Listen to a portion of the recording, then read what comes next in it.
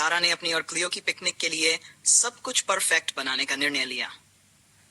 उसने घंटों तक सैंडविच, फल और नींबू पानी तैयार किया।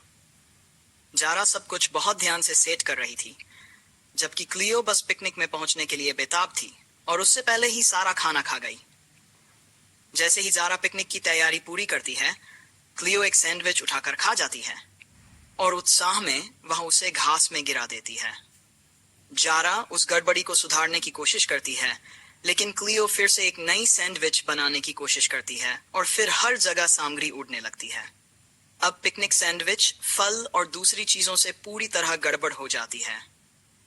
फलों के खाने के बाद क्लियो एक बड़ा तरबूज उठाती है और उसमें से एक बड़ा काट लेती है, जिसके कारण उसके चेहरे पर बीज लग जाते हैं।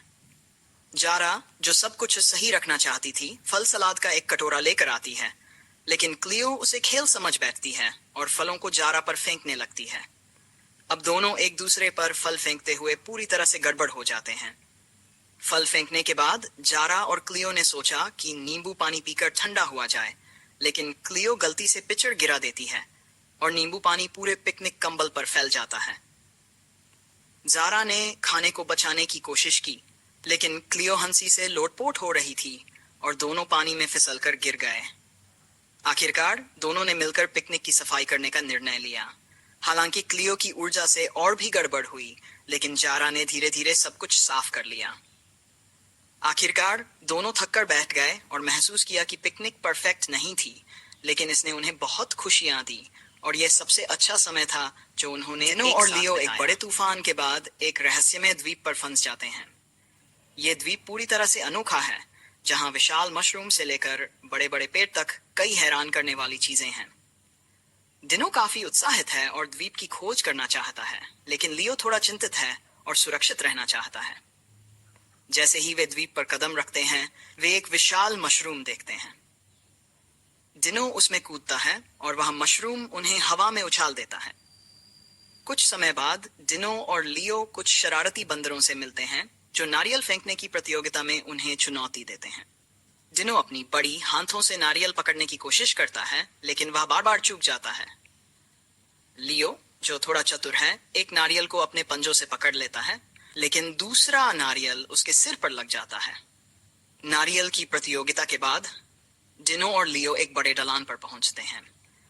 दिनो, जो बहुत उत्साहित होता है, उस पर लुढ़कने की कोशिश करता है, लेकिन जब लियो भी उसे पकड़ने की कोशिश करता है, तो ढलान एक कीचड़ में बदल जाता है और वे दोनों अराजकता के साथ एक दूसरे को टक्कर मारते हुए नीचे लुढ़कने लगते हैं। ढलान के नीचे उतरने के बाद दिनो और लियो एक विशाल केले के पेड़ के पास पहुंचते हैं। दोनों मिलकर ढेर सारे केले इकट्ठा करने की कोशिश करते हैं, लेकिन दिनो अपनी लंबी पूंछ से केले गिरा देता है और वे दोनों केले के ढेर में गिर जाते हैं। लियो, जो पूरी कोशिश करता है कि चीजें सही तरीके से हों, केले इकट्ठा करने की कोशिश करता है, लेकिन दिनो बिना सोचे समझे उन्हें खाने लगता है। दिन भर की मस्ती और परेशानियों के बाद दिनो और लियो एक बांस की नाव पर सवार होकर घर लौटने के लिए तैयार होते हैं। जैसे ही वे नाव को पानी में धकेलते हैं, नाव तेजी से बहने लगती है। दिनो नाव पर कूदकर उसे रोकने की कोशिश करता है, लेकिन वह उसे पलट देता है। फिर लियो अपनी मेहनत से नाव को सही दिशा में पैडलिंग करके घर वापस ले आता है, जबकि दिनो राहत महसूस करते हुए नाव के किनारे पकड़े रहता है। ड्रैगो, एक युवा और दोस्ताना ड्रैगन, अपनी उड़ान का अभ्यास कर रहा था, लेकिन वह बार बार पेड़ों से टकरा जाता था। पास में ही रोनी, एक मजबूत लेकिन दयालु गैंडा, ऊंचे पेड़ों से फल तोड़ने की कोशिश कर रहा था।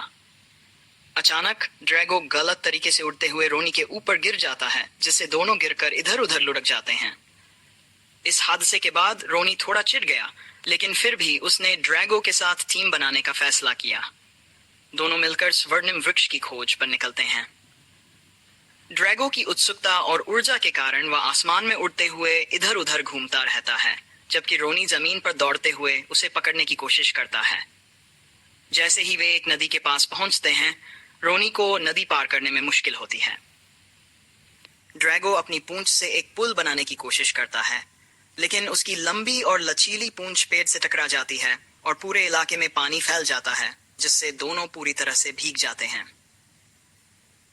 कई मजेदार घटनाओं के बाद आखिरकार वे स्वर्णिम वृक्ष तक पहुंचते हैं। ये पेड़ चमकते हुए और भव्य था, लेकिन इसे जो शरारती पक्षियों ने घेर रखा था। रोनी पक्षियों को भगाने की कोशिश करता है, लेकिन वे केवल उसे और अधिक चिढ़ाते हैं। अंत में ड्रैगो अपनी आग उगलकर पक्षियों को डराता है और वे स्वर्णिम फल प्राप्त कर लेते हैं। अंत में ड्रैगो और रोनी अपने साहसिक कार्य की सफलता पर खुशी मनाते हैं। ड्रैगो खुशी से नाचते हुए ऊर्जा से भरपूर होता है, जबकि रोनी कोशिश करता है कि वह गंभीर रहे, लेकिन वह भी क्लुमसी तरीके से डांस करता है। दोनों के चेहरों पर मुस्कान और चेहरे पर उल्लास होता है और वे